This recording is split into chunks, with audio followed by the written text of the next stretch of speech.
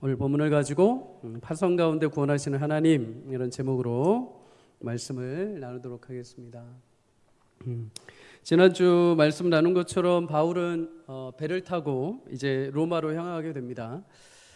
중간에 그레데섬 미앙이라는 곳에서 잠시 겨울을 나자 이렇게 주장을 하지만 이제 뱃사람들과 백부장은 뱃선원들의 의견을 따라서 출항을 강행하게 됩니다.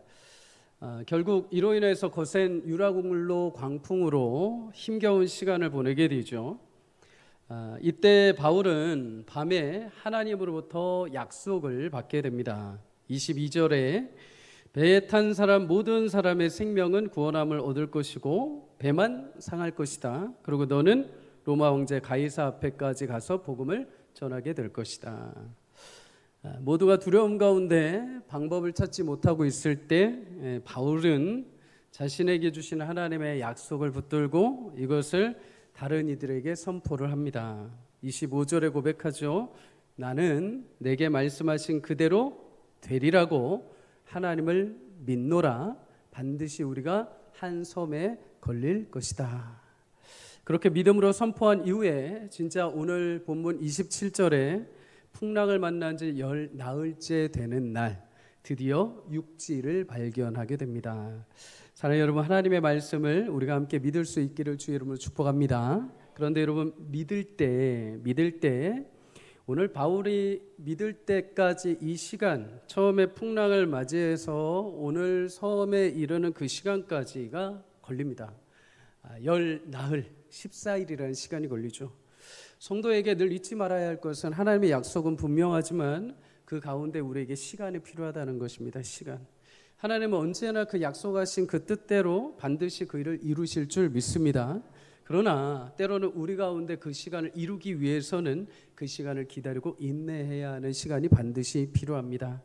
사랑하는 여러분, 시간이 가고 또 때로는 그 시간이 우리의 계획대로 이루어지지 않는다 할더라도 하나님의 약속은 반드시 정하신 때가 있고 이루시는 것을 믿고 인내하며 주의 때를 기다릴 수 있기를 주의 이름으로 간절히 축복합니다. 마침내 14일이 지난 이후에 하나님 약속하신 대로 육지에 이르게 하십니다. 지도를 잠시 띄워주십시오. 지도에 보면 아래쪽에 중앙에 그레데섬 미앙에서 출발해서 이제 다음 주 본문이죠. 멜리데 섬이란 곳에 도착을 하게 됩니다. 그런데 이 배를 타고 가는데 여기서 험난한 풍랑을 맞이하게 되죠. 그래서 여기저기로 움직이게 됩니다. 여러분, 우리 삶에도 때로는 풍랑과 같은 현실과 마주할 때가 있습니다. 그때 우리에게 필요한 것은 무엇이냐? 그 풍랑 속에서도 하나님의 말씀을 기억하는 것, 하나님의 말씀을 들을 수 있는 귀가 필요할 줄 믿습니다. 또한 여러분, 중요한 것은 그렇게 주신 말씀을 의지하는 믿음이죠. 듣는다는 것은 내가 그 말씀을 신뢰한다는 것입니다. 때로 하나님의 말씀이 지금 내 현실과 너무 동떨어질 때가 있습니다. 현실과 동떨어져서 믿을 수 없는 의심이 들게 만들기도 하죠. 바울이 그러했습니다.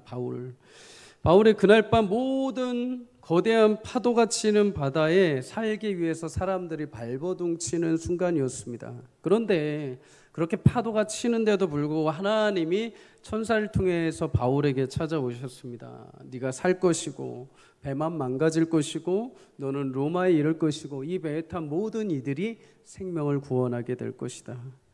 여러분, 풍랑이는 현실에 살 수 있다는 말, 이거 들으면은 여러분 인간적인 생각에서 무슨 마음이 들겠습니까? 어렵습니다. 그거 지금 당장 그냥 위로하려고 하는 말씀 아니십니까? 아니면 그거 불가능합니다. 주님, 현실적인 대안을 주십시오라고 할 수 있습니다. 여러분, 막상 태풍 앞에 서면 얼마나 무서운데요. 막상 파도 앞에 서면은 얼마나 무서운데요. 예전에 제가 한번 말씀드렸죠. 한번 간증했죠. 단기 선교 갔는데 한 청소년 아이가 점점 바다에 휩쓸려 빠져 들어가는데 담당 교육자인 제가 막 치고 들어가다가 저도 무서운 겁니다. 저도 무서워서 바닷속을 못 들어가는 겁니다. 그 사이에 발만 동동동동 구르는 것. 현실의 파도 앞에서 우리는 다 그럴 수밖에 없는 처지라는 거죠. 그런데 여러분, 바울은 그 현실 앞에서 두려움과 염려가 있음에도 불구하고 그 앞에서 하나님 신 말씀을 기억하며 딱 하나만 말합니다. 나는 말씀하신 그대로 되리라고 하나님을 믿노라. 이렇게 말합니다. 여러분, 하나님 말씀에 대한 신뢰는 그 말씀이 이루어질 것에 대한 신뢰이기도 하지만 하나님 그분 자체에 대한 신뢰이기도 합니다. 오늘 바울이 여러분 뭐라고 합니까? 나는 하나님 그 약속이 성취될 것이라고 믿는다라고 한 게 아니라 나는 그 말씀하신 그대로 이루시는 하나님을 믿노라 이렇게 말합니다. 하나님을. 여러분, 하나님을 믿는다는 것, 다니엘의 세 친구를 혹시 기억하십니까? 금신상 앞에 절하라는 명령이 떨어졌는데 절하지 않죠. 그로 인해서 풀무불에 던져지는 죽음의 위기를 맞이합니다. 사드락, 메삭, 아벳느고.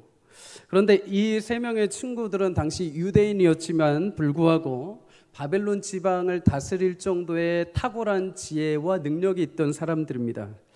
당시 느부갓네살 왕은 그래서 굉장히 아쉬워했습니다. 이들을 풀무불에 집어넣는 것을 굉장히 서운하게 생각을 했죠.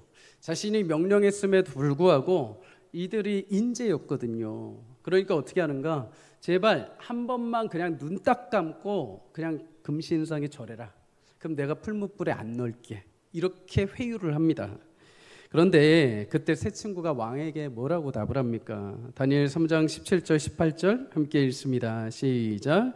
왕이여, 우리가 섬기는 하나님이 계시다면 우리를 맹렬히 타는 풀무불 가운데서 능히 건져내시겠고 왕의 손에서도 건져내시리이다. 그렇게 하지 아니하실지라도 왕이여, 우리가 왕의 신들을 섬기지도 아니하고 왕이 세우신 금신상에게 절하지도 아니할 줄을 아옵소서. 아멘. 왕이여, 하나님이 계시다면 우리를 건지실 것이요, 혹시라도 하나님이 뜻이 우리가 이 일로 인하여 풀무불에서 죽는 한이 있다 하더라도, 그것이 우리를 향한 하나님의 계획이라 하더라도 우리는 하나님을 저버리지 않고 하나님을 외면하지 않고 하나님을 신뢰하겠습니다. 여러분, 우리가 지금 여기서 죽음을 맞이한다면 그것 또한 하나님의 뜻인 줄 알고 하나님을 외면하지 않겠다.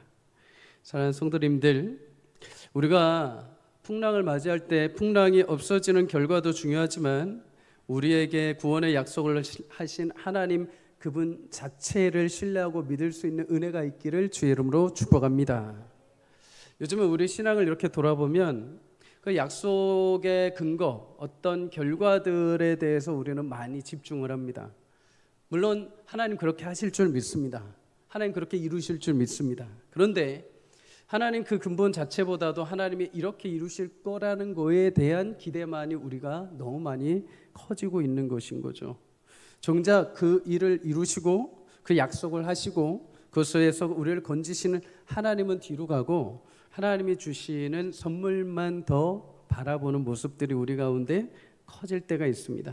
그러나 여러분, 오늘 사드락, 메삭, 아벳느고와 같이 주님이 우리를 사랑하시고 그것이 우리의 뜻이라면 우리를 구원하실 것이요, 혹여라도 하나님의 계획이 여기까지라면 그럼에도 불구하고 우리가 그 하나님을 신뢰하겠습니다 라는 믿음이 우리 가운데 일어나기를 주의 이름으로 축복합니다. 하나님 약속하신 그 일을 반드시 이루시는 분이십니다. 우리에게 가장 좋고 가장 합당한 방법으로 하나님의 약속을 이루어 가십니다. 더 나아가 우리는 하나님 주시는 결과도 있지만 하나님 그분 자체를 사랑하고 사모해야 될 줄 믿습니다. 그렇게 믿고 고백하는 순간 이제 내 삶의 항해의 키는 이제 하나님이 붙들고 가기 시작을 합니다. 바울이 풍랑이는 바다에서 나는 그 하나님을 믿습니다라고 하는 그 순간부터 이제 하나님의 약속이 자신의 항해의 현실이 되기 시작을 하는 거죠.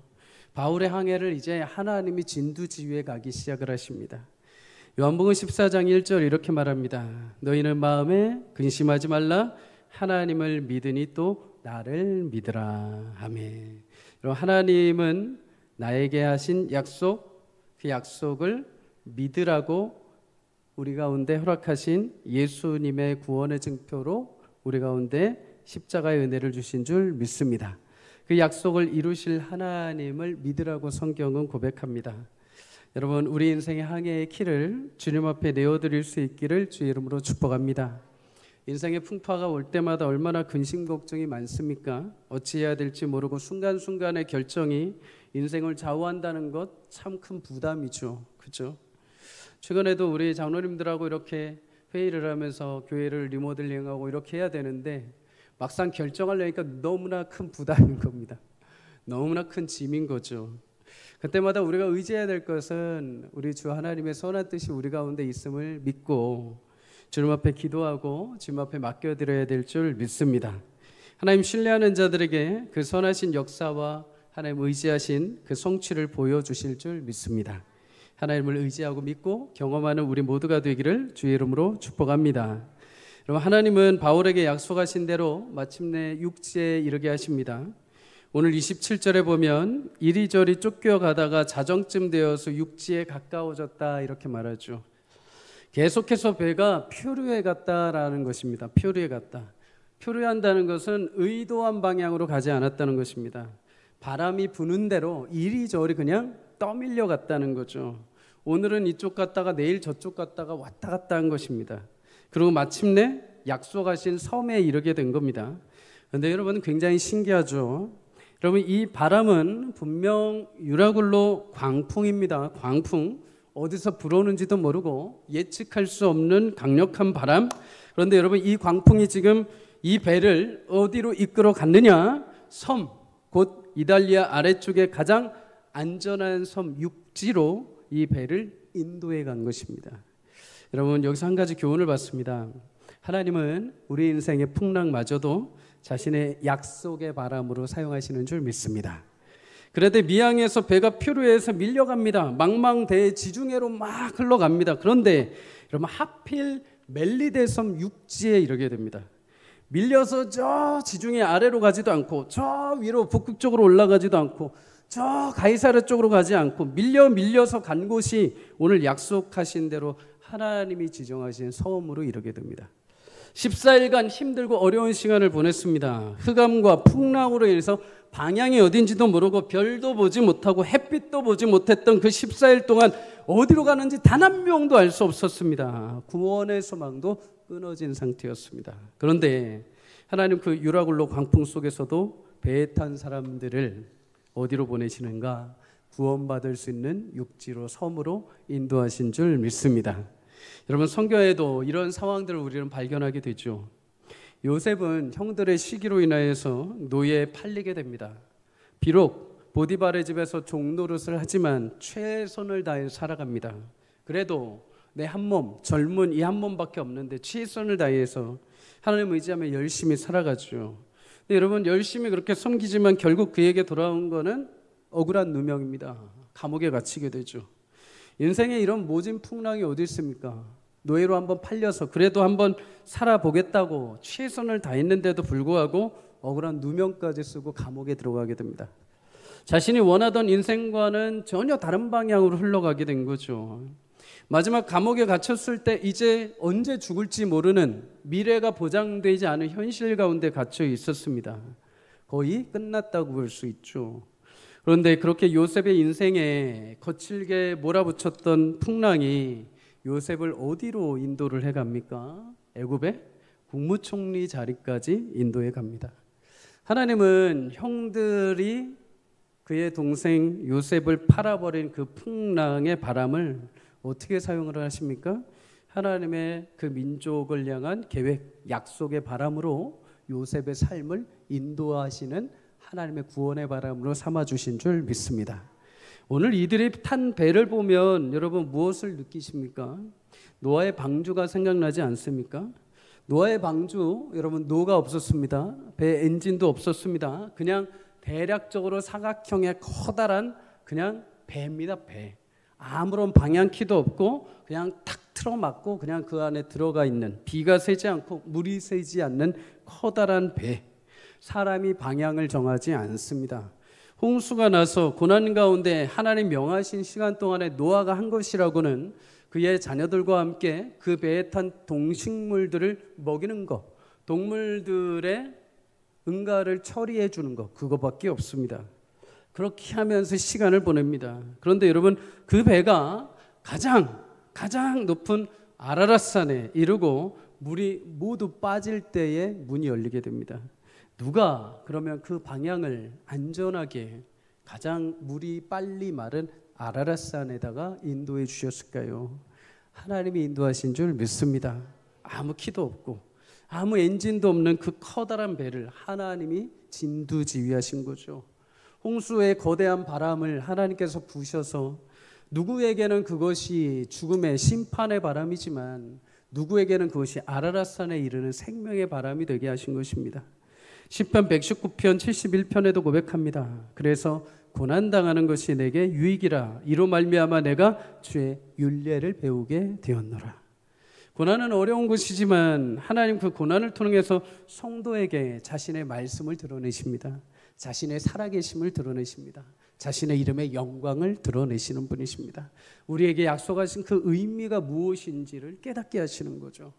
여러분, 신앙의 성장과 성숙에 있어서 반드시 필요한 것은 고난이란 풍랑이라는 시간을 반드시 지나가야 됩니다. 그 지나지 않고는 철모르는 성도가 됩니다. 우리 아이들도 마찬가지죠. 아이들이 여러분 인생에서 성장할 때가 언제입니까? 인생의 쓴맛을 볼 때이죠. 시험을 봤는데 완전히 빗살무늬가 나올 때, 수능을 봤는데 원하는 대학에서 떨어질 때, 직장에 내가 열심히 노력했는데 직장에 떨어질 때, 인생의 쓸맛을 볼 때 우리는 그 아픔도 있지만 내 인생이 내 손 안에 있지 않음을 또 겸손하게 하나님을 의지하는 방향으로 알게 됩니다. 그리고 그 무엇인가 어떤 뜻이 이루어질 때 우리는 그 다음부터 어떤 생각이 듭니까? 아, 이것이 나의 노력도 있지만 나를 지키시는 하나님의 은혜의 손길이구나 하면서 한층 더 믿음이 자라게 되는 것입니다. 고난은 그래서 우리를 더 성숙하게 만듭니다. 아픔이 없이는 그 아픔을 당한 사람 이해할 수가 없습니다. 아픔의 과정을 지나온 사람에게는 그 안에 있는 영적인 내공과 그 안에 담겨있는 기품이 서려 있는 것이죠. 하나님 마찬가지입니다. 우리 성도를 자라게 하실 때 그냥 아무런 고통 없이, 그냥 아무런 철드는 없이 그냥 이렇게 가게 하지 않으십니다. 하나님 반드시 그 과정을 지나가게 하시죠.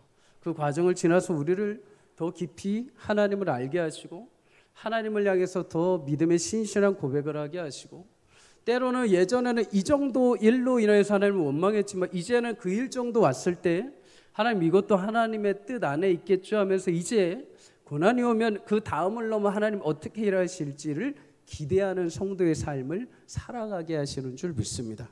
여러분, 바울이 그냥 단순히 믿음이 확 자라가지고 어느 순간 배 위에서 다른 사람들은 다 두려워하는데 혼자서 믿음이 장대해가지고 그렇게 선포했을까요? 아니요.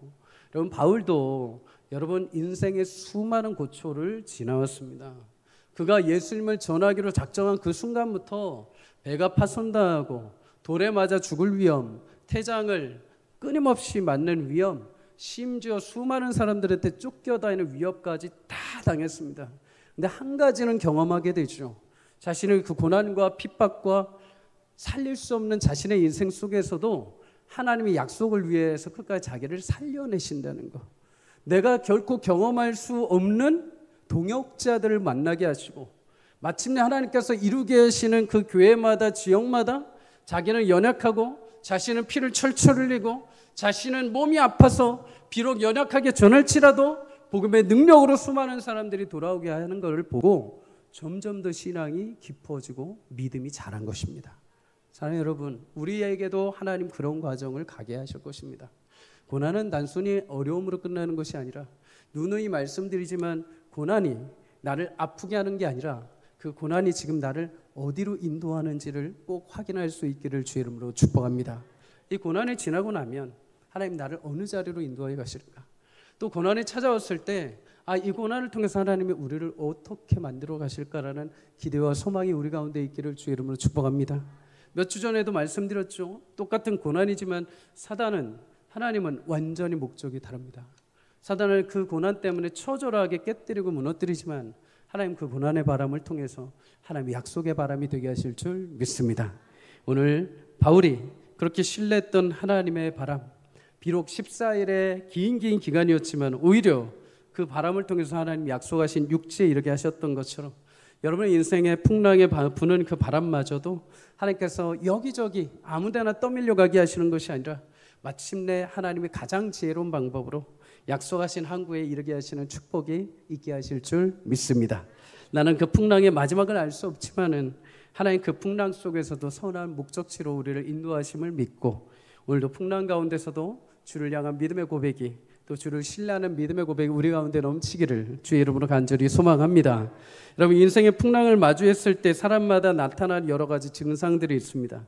오늘 본문에 굉장히 많지만 딱 두 부류만 확인을 합니다. 첫 번째 부류, 무책임하게 도망치는 사람이 등장을 하죠. 바로 뱃사공들입니다.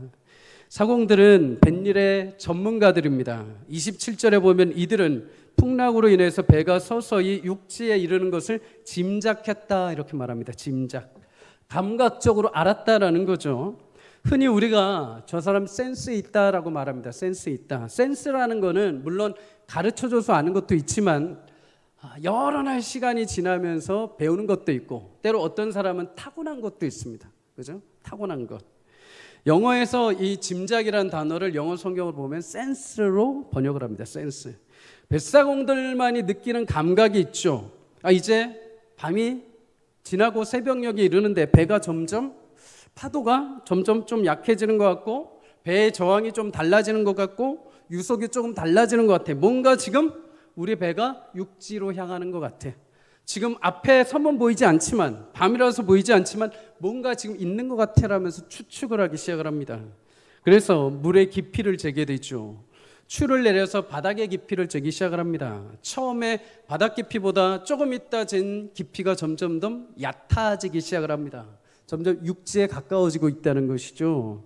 여러분, 육지에 점점 가까워지고 있다는 것, 그런데 여러분, 항구가 아닌 이상은 바다 모래사장 또는 암초에 부딪힐 확률이 많죠. 그래서 고물, 다시 말해 배 뒤편에 있는 닷을 내리게 됩니다. 배 사진 한번 띄워봐 주십시오. 추측도입니다. 추측도. 당시에 알렉산드라 배를 추측해서 그린 것입니다. 보통 우리가 고물, 이물이라고 하는데 고물은 배 뒤편, 이물은 배 앞편을 말하는 한자어죠.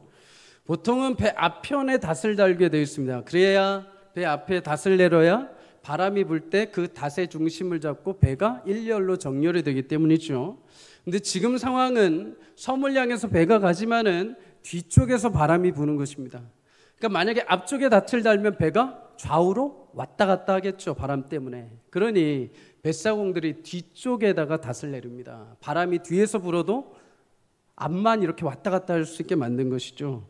그만큼 배에 대해서, 바닷일에 대해서 굉장히 탁월한 견문 지식이 있던 사람들입니다.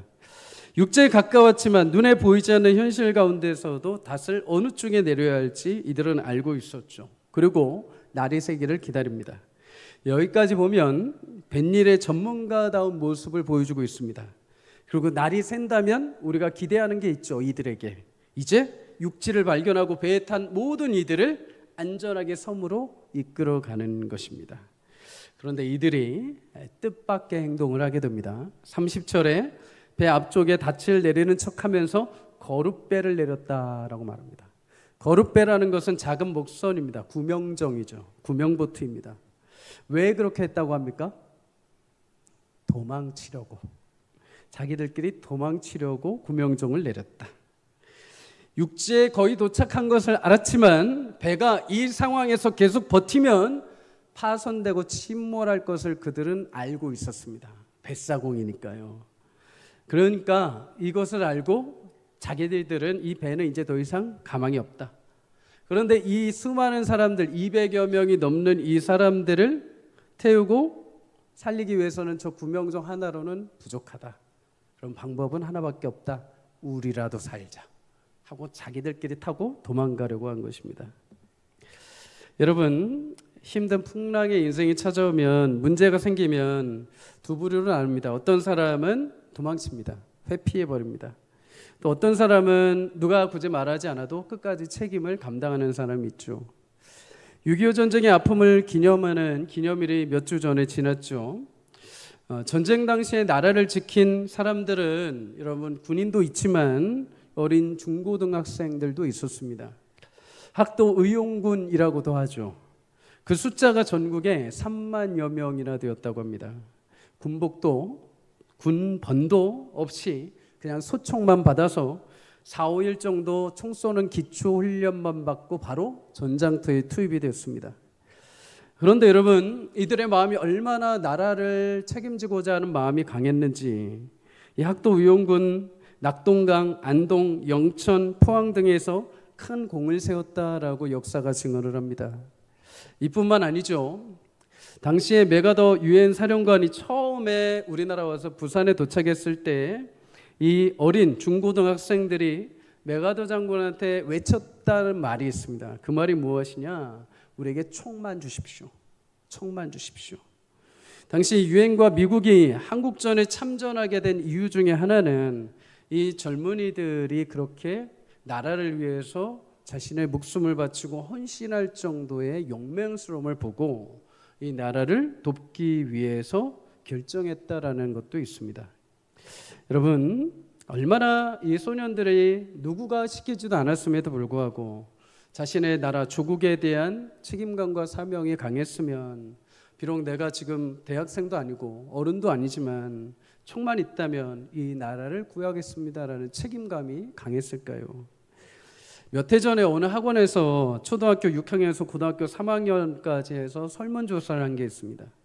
만약 한국에 다시 전쟁이 난다면 어떻게 할 것입니까? 라는 설문조사입니다. 물론 전쟁이 나면 안 되죠. 답이 어떻게 나왔을까요? 외국으로 도망친다 33%, 싸우지 않겠다 15%, 모른다 24%, 책임감을 가지고 내가 싸우겠다 27%가 나왔습니다. 물론 다시 전쟁이 일어나지 말아야겠지만 이 시대 책임감에 대해서 책임을 지고 나라에 대한 또는 내가 소속되는 공동체에 대해서 도망치지 않고 책임감을 감당하겠다는 사람이 25% 정도밖에 안 된다는 것이죠. 여러분, 이 이유는 어디서 발생을 했을까요? 크게 따지면 역사학자들은 딱 하나만 이야기를 합니다. 역사의식이 상실되어 있다. 이 나라가 어떻게 세워졌고 이 나라가 없으면 내가 어떤 존재가 되는지를 모른다는 것이죠. 그냥 이 나라가 안정적이고 이 나라가 지금까지 이렇게 흘러왔으니까 이게 영원할 것처럼 생각하며 이 나라의 중요함, 나라의 고귀함, 나라를 지켜야 되는 책임감을 모른다는 것입니다. 내가 왜 책임을 져야 하고 내가 왜 굳이 그렇게 희생해야 되냐라는 질문들이 발생한다는 것입니다. 근데 여러분, 이게 역사의식만의 문제는 아닙니다. 우리 신앙으로 따지면 어떨까요? 여러분, 우리 신앙의식이 없다면 우리도 얼마든지 우리 신앙에 있어서 이런 일이 발생할 수 있습니다. 성도는 거룩한 하나님 나라의 군대로 부르심을 받은 자들인 줄 믿습니다. 싫든 좋든 예수 믿음과 동시에 이제 사단은 치열하게 영적인 도전을 우리 가운데 걸어옵니다. 나는 사단 나는 좀 착하게 지내자. 나는 저기 막 아멘 아멘 예수님 예수님 기도하는 사람들하고 좀 달라. 나는 적당히 믿을 테니까 그냥 나는 좀 건드리지 마 한다고 해서 사단이 가만히 있지 않습니다. 사단은 누가 되었든 간에 그가 그리스도인이라는 타이틀을 가지고 있으면 누구라도 결코 가만히 놔두지 않고 전쟁을 걸어옵니다. 그러면 여러분, 전쟁에 맞서 싸우기 위해서는 어떻게 됩니까? 우리를 그리스도의 군사가 되어야 되는 것이죠. 군사.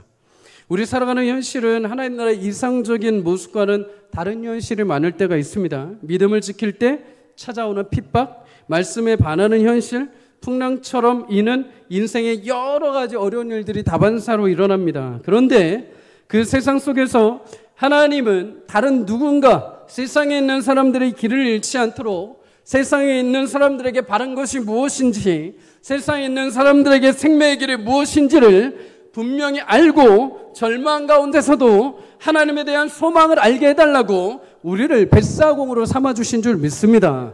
그리고 마지막 한 영혼이라도 포기하지 않고 끝까지 구원의 항구로 인도하게 하는 것, 그것을 부름받은 성도들에게 책임으로 부여해 주신 것입니다. 위대한 사명인 것이죠. 그런데 때로 우리도 오늘 본문의 뱃사공들처럼 그 책임을 회피하고 도망치고 싶을 때가 있다는 것이죠. 유혹이 올 때가 있습니다. 굳이 내가 왜 그렇게 해야 돼? 굳이 내가 왜 그렇게 섬겨야 돼? 내가 왜 그렇게 예배해야 돼? 내가 왜 전도하고 내가 왜 기도하고 나 그냥 좀 편하게 신앙생활 하고 싶어. 나도 그냥 나만 생각하면 안 되나라고 생각할 때가 있습니다. 자꾸 나만의 구명정을 타고 도망가려고 하는 거죠. 여러분 그런데 한 가지 기억해야 하는 것이 있습니다. 하나님은 여러분 책임과 함께 우리 각 성도에게 하나님 주시는 능력과 지혜를 합당하게 그 영혼에게 베풀어 주신 줄 믿습니다. 그것을 감당할 만한 사람에게 감당할 만한 일을 맡기실 때 하나님 반드시 그의 능력과 지혜와 힘을 주시는 분이십니다. 오늘 바울이 이들이 이렇게 도망치려고 할 때 31절에 백부장과 군인들에게 뭐라고 얘기를 합니까? 이들이 자기들끼리 살려가 도망치네. 다 잡아요. 다 그냥 없애요. 나쁜 놈들이에요. 하지 않습니다. 뭐라고 하느냐? 이들이 반드시 있어야 너희가 구원을 받을 것이다 라고 말합니다. 백부장에게 이 사람들 도망치려고 하니까 고발하는 것이 아니라 이 사람들 지금 필요하니까 어떻게 해서든 남길 수 있도록 해주십시오 라고 하는 것입니다. 여러분 실제로 41절에 보면 풍랑이는 바다에서 배를 이제 육지에 접안시켜야 되는 시간이 옵니다. 근데 여러분 풍랑이는 바다에서 배를 모래사장 위에 접안시킨다? 이거 일반 사람이 할 수가 없습니다.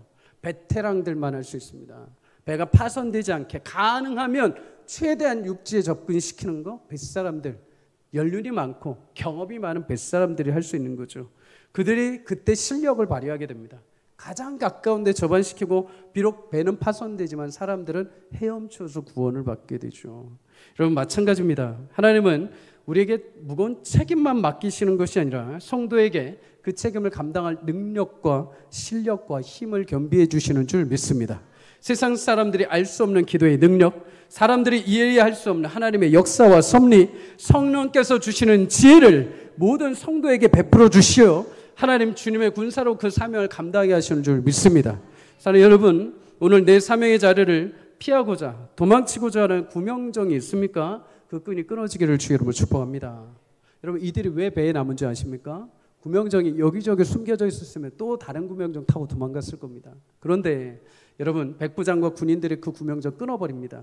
그러니 이제 마음을 어디에 둡니까? 배에 둡니다. 영혼들에게 둡니다. 이제 여기서 어떻게 해서든 살아내야겠다는 거죠. 자신들의 실력으로 이 배를 접안시켜버립니다. 사랑하는 여러분, 우리에게도 하나님께서 맡겨주신 사명을 허락해 주실 때는 반드시 그 지혜와 힘과 능력을 주실 줄 믿습니다. 우리 교사들에게 그런 힘과 능력과 지혜를 올 여름 사역 가운데 주시기를 주의 이름으로 축복합니다. 우리 권사님들에게 사명이 있습니다. 여러분 기도의 사명, 기도의 책임이 있는 줄 믿습니다. 기도할 때마다 하나님 그 사명 감당하도록 기도의 힘과 능력을 주실 줄 믿습니다. 여러분 우리 장로님들, 우리 안수집사님들에게도 책임이 있겠죠. 여러분 장로님들, 안수집사님들 예배 열심히 찬양하고 섬기는 그 모든 섬김 가운데 하나님이 반드시 힘 주실 줄 믿습니다. 목회자들이 술수범해야겠죠. 그런데 내 힘과 내 능력으로 감당할 수가 없습니다. 하나님의 힘과 능력과 지혜를 주심으로 감당할 줄 믿습니다. 그럴 때 우리 삶에 하나님께서 많은 영혼들이 파손당하고 힘들고 죽어가던 영혼들이 죽게 돌아오는 역사를 우리를 통해서 허락해 주실 줄 믿습니다. 사랑하는 여러분, 우리에게 그 귀한 책임과 귀하게 하나님 능력 주심을 믿고 우리에게 감당해야 될 그 책임이 있다면 도망치지 말고 꿋꿋하게 그 일들을 이루어갈 수 있기를 주의 이름으로 축복합니다. 우리 주일날 이제 요한계시록을 나눌 겁니다. 지난주부터 우리가 이제 역대상을 끝나고 요한계시록의 말씀을 읽죠. 요한계시록에 자주 등장하는 말씀이 하나 있습니다. 이기는 자입니다. 이기는 자. 자꾸 이단이 자신들의 교주를 갖다 이기는 자라고 말하는데 사실 이기는 자는 영광스러운 성도들에게 하나님이 허락해 주시는 말씀입니다. 끝까지 주의 말씀을 듣고 믿음의 시련 가운데서도 그 신실한 길을 지키고 끝까지 이기는 자에게는 내가 생명의 관을 주리라. 생명의 면류관을 허락해 주실 줄 믿습니다. 여러분 주신 귀한 사명 너무나 고귀한 것입니다. 영광스러운 자리입니다. 그 가운데 하나님 반드시 힘주시고 능력 주심을 믿고 아름답게 그 사명을 함께 완성해 갈 수 있기를 주의 이름으로 축복합니다. 바울은 그날 밤 사공들과 전혀 다른 행동을 합니다. 사공들은 도망가려고 했죠. 그런데 바울은 어떤 행동을 할까요? 오늘 34절에서 36절 함께 읽습니다. 시작. 음식 먹기를 권하노니 이것이 너희의 구원을 위한 것이요 너희 중 머리카락 하나도 잃을 자가 없으리라 하고 떡을 가져다가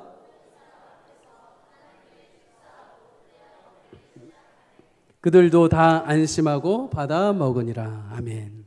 사공들로 인해서 소란이 있고 난 이후에 바울은 풍랑이는 바다에 사람들에게 음식을 갖다 먹입니다. 14일 동안 음식을 입에 댈 시간도 없었고 먹을 여력도 없었습니다. 그런데 바울이 그들에게 음식을 먹입니다. 그리고 이것이 구원을 위한 일이다 라고 이렇게 말하죠. 실제로 나중에 배는 파손됩니다. 깨집니다.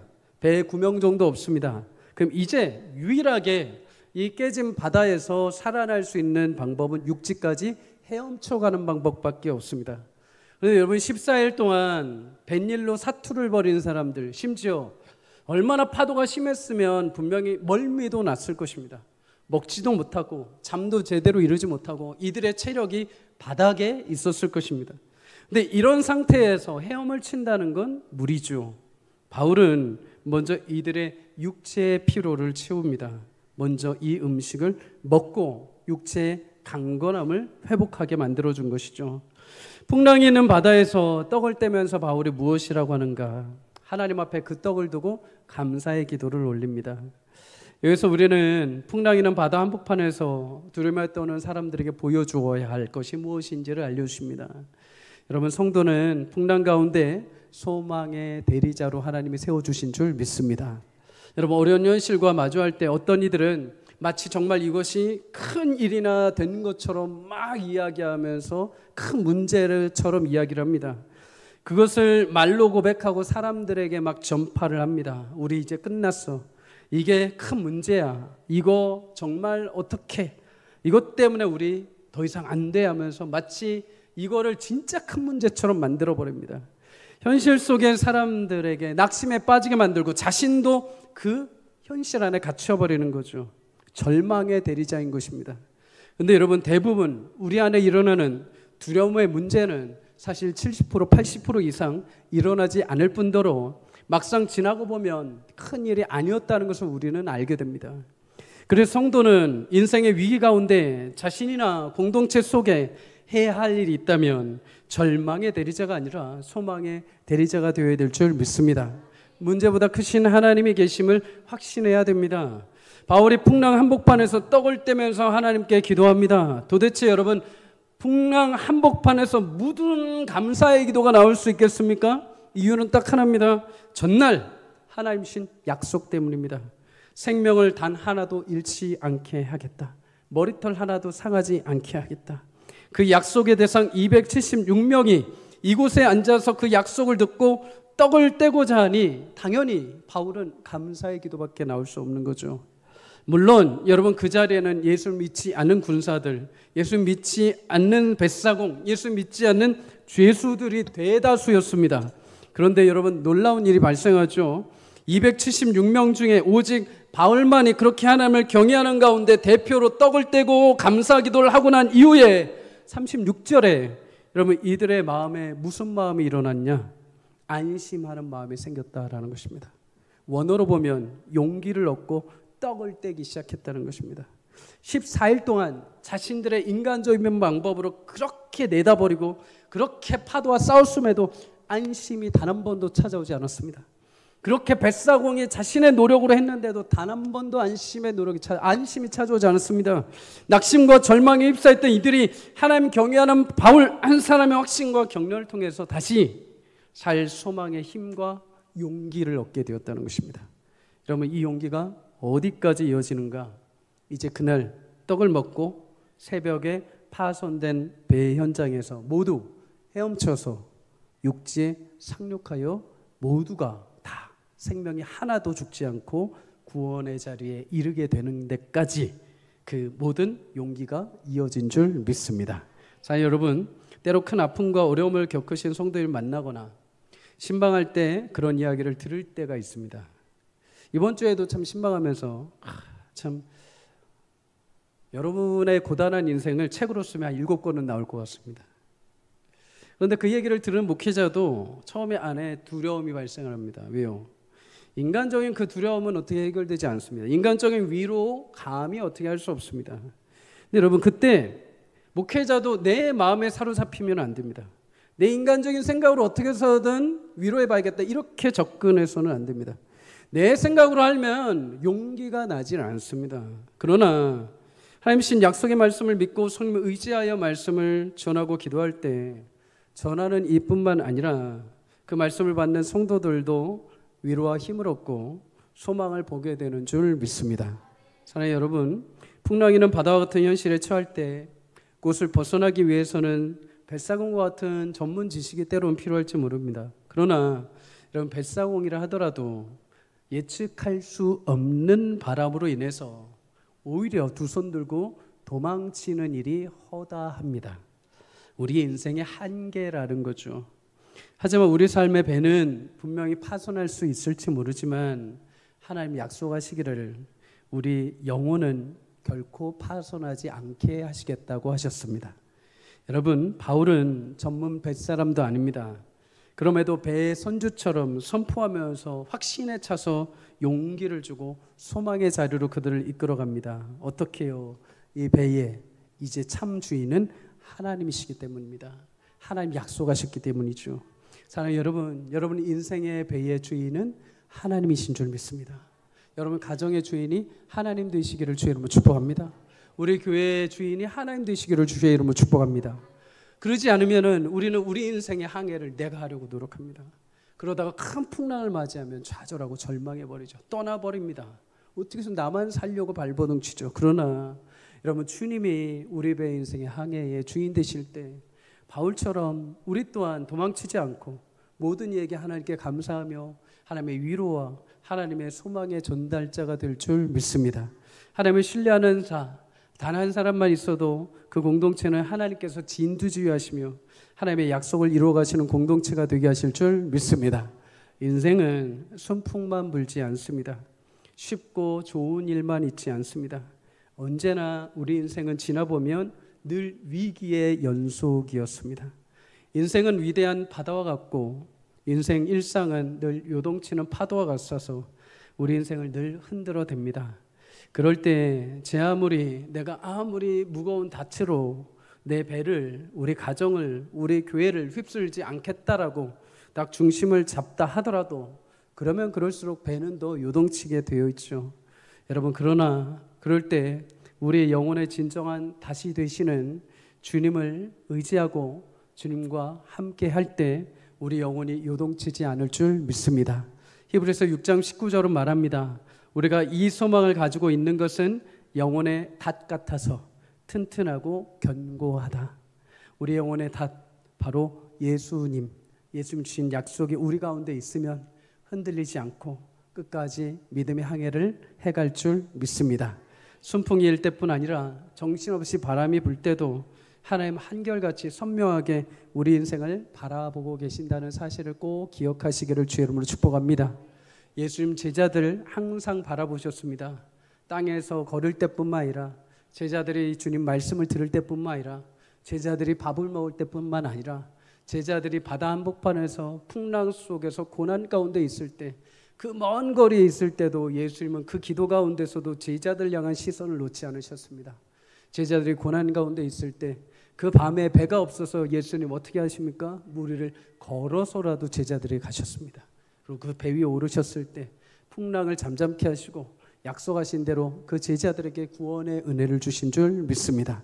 사랑하는 여러분, 우리 인생도 인생의 항해를 해갈 때 파도가 치고 풍랑이 칩니다. 그러나 주님이 여러분들의 배 가운데 함께 하셔서 여러분의 풍랑을 잠잠케 하시고 약속하신 소망의 구원의 항구로 인도해 주실 줄 믿습니다.